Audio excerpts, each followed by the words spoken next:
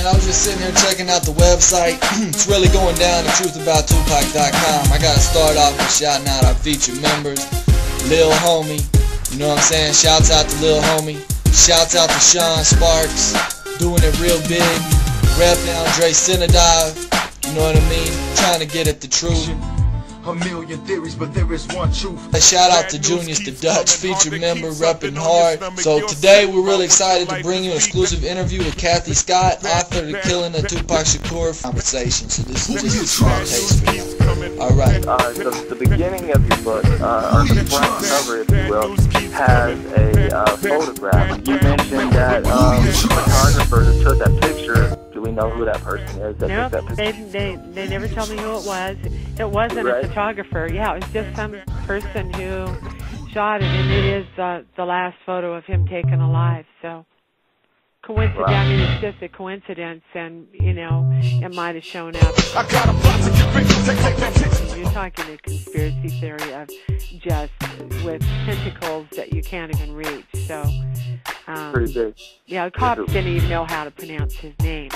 You know, they couldn't even say it when, you know, so and they could care less about, you know, the hip-hop community and Tupac and all of that. You say in the author's note in the beginning, you say, I'm not trying to solve the murder case from the start.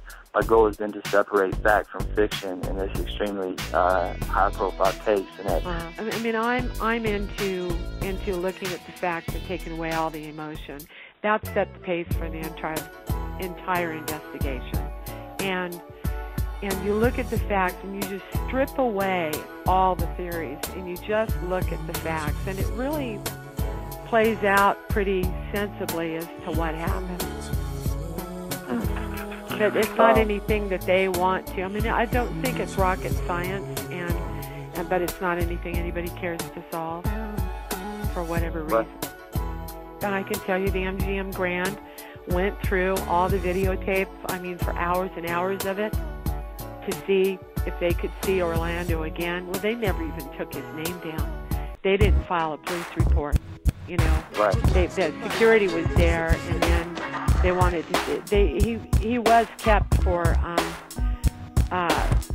You know, I've been told that he was kept for several hours, but that's different from that's a recent thing. I've been told, but that's different from what I was told, you know, 13 years ago or whatever it was. So,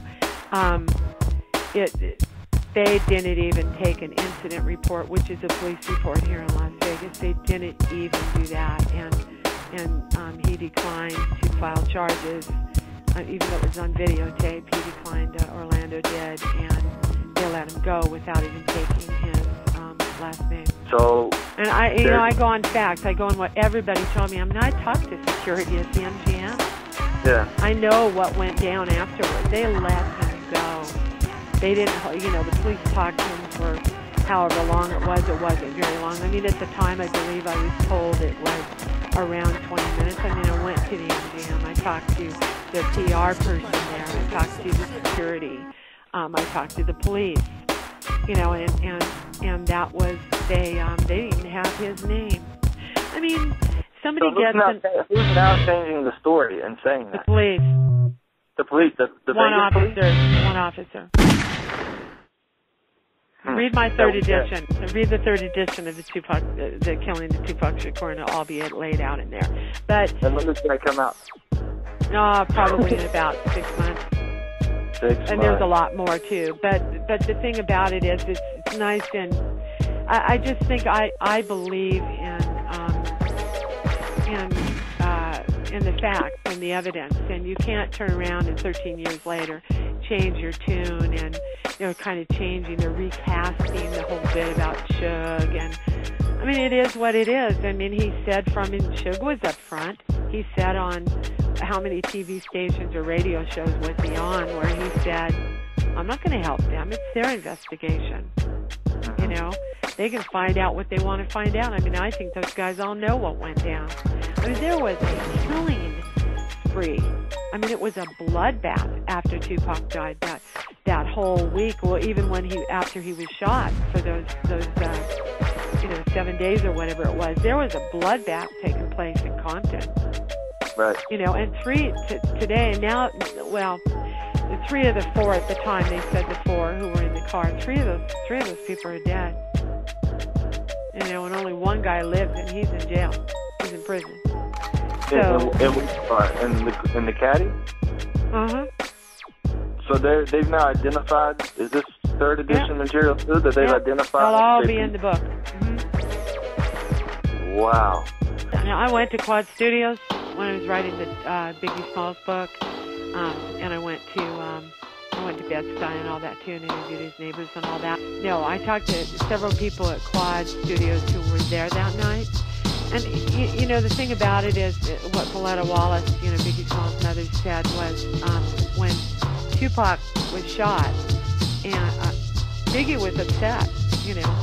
I mean, she said he was on the verge of tears and he was upset, and they were friends. I mean, I talked to a guy Biggie grew up with and whose father owned a corner store and hired Biggie when he was 12 years old as a box boy.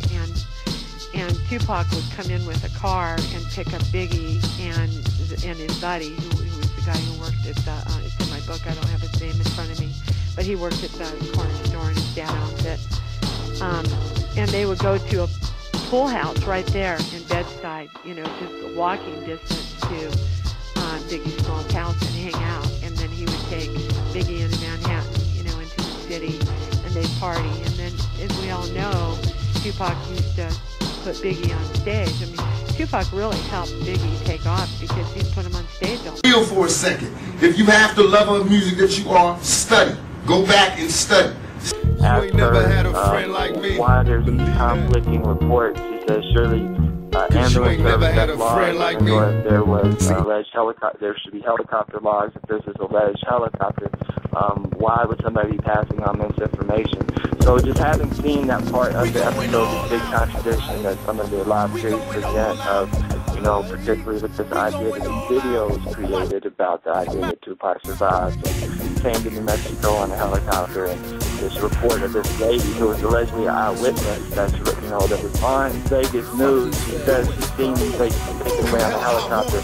Like, No. She didn't say she saw him being taken. She said she heard the helicopter, didn't she? Were running past us, and by the time we got here, they were already taking, which now I found out was Tupac, into the helicopter away. He had been shot. The concept is that Tupac is so powerful an individual and has left such an impact as far as his music and his controversial views that he's not really dead. So what we've done is taken the incident after the Vegas shooting and left a possibility, however small it might be, that he's still alive, that he went to New Mexico, that a special government organization kind of protected him. I wonder if you could maybe just clear the air, like maybe the toughest question first in terms of the video being about the idea that he survived and that controversy around that. Guaranteed, represent. I want y'all to come to the website, log in, check out the archived episodes, check out the exclusive videos, check out the blogs, post your blogs. And you said that there was at least 13 shots we know of because there was 13 shell casings and. It's based upon, you know, what evidence they did, and who knows